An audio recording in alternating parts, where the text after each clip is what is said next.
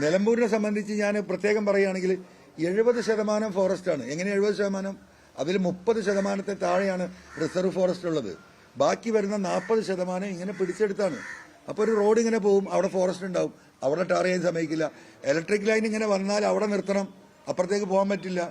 കുടിവെള്ള ലൈൻ ഇപ്പുറത്ത് നിർത്തണം, അപ്പുറത്തേക്ക് പോകാൻ പറ്റില്ല. ഇതൊന്നും മുമ്പുണ്ടായിരുന്നില്ല. ഇപ്പോൾ എല്ലാവരും കൂടി ഇത് വളഞ്ഞിട്ട് പിടിക്കുകയാണ്.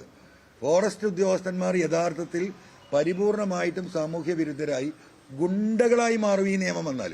നിങ്ങൾ എഴുതി വെച്ചോ, കേരളത്തിലെ ഒഫീഷ്യൽ ഗുണ്ടകൾ ആരാണെന്ന് ചോദിച്ചാൽ കേരളത്തിലെ ഫോറസ്റ്റ് ഉദ്യോഗസ്ഥരായി മാറ്റുന്ന നിയമമാണ്. ഇന്ന് തന്നെ അവരുടെ സാന്നിധ്യം, അവരുടെ അക്രമം നമുക്ക് താങ്ങാൻ കഴിയുന്നില്ല. ഇവിടെ മൃഗങ്ങളെ കേരളത്തിലേക്ക് ആകർഷിക്കുകയാണ്, ജനവാസ മേഖലയിലേക്ക് ആകർഷിക്കുകയാണ്. ഫോറസ്റ്റിന്റെ അകത്തുണ്ടാകേണ്ട ആനക്കടക്കം തിന്നാനുണ്ടാവേണ്ട ഭക്ഷ്യവസ്തുക്കളില്ല. കാര്യമായിട്ട് ഓടയും മുളയുമാണ്. ഈ മലമ്പ്രദേശത്തൊക്കെ മുമ്പ് കണ്ടമാനുണ്ടായിരുന്നു. ഇന്ന് അതൊക്കെ അവർ വെട്ടി വെളുപ്പിച്ചു. അവിടെ വേറെ ആനക്ക് തിന്നാൻ പറ്റാത്ത വൻമരങ്ങൾ പിടിപ്പിച്ചു. സ്വാഭാവികമായിട്ടും ഈ ആന ഭക്ഷണം കഴിക്കാൻ എങ്ങോട്ട് പോകും? കാട്ടിലെ ആനക്ക് തിന്നാനൊന്നുമില്ല. തിന്നാൻ കിട്ടാതെ ആവുമ്പം ആനകൾ ഈ ഭക്ഷണം തേടി വരികയാണ്. ഭക്ഷണം തേടി ആനകളെ വരുത്തുകയാണ്.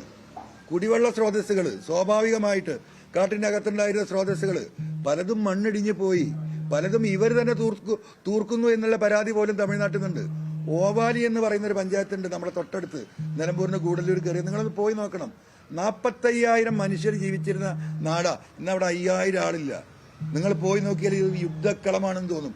അത്രയും വീടുകൾ ഇട്ടിറങ്ങിയ ആളുകൾ പോന്നു. കാരണം ജീവിക്കാൻ മാർഗമില്ല.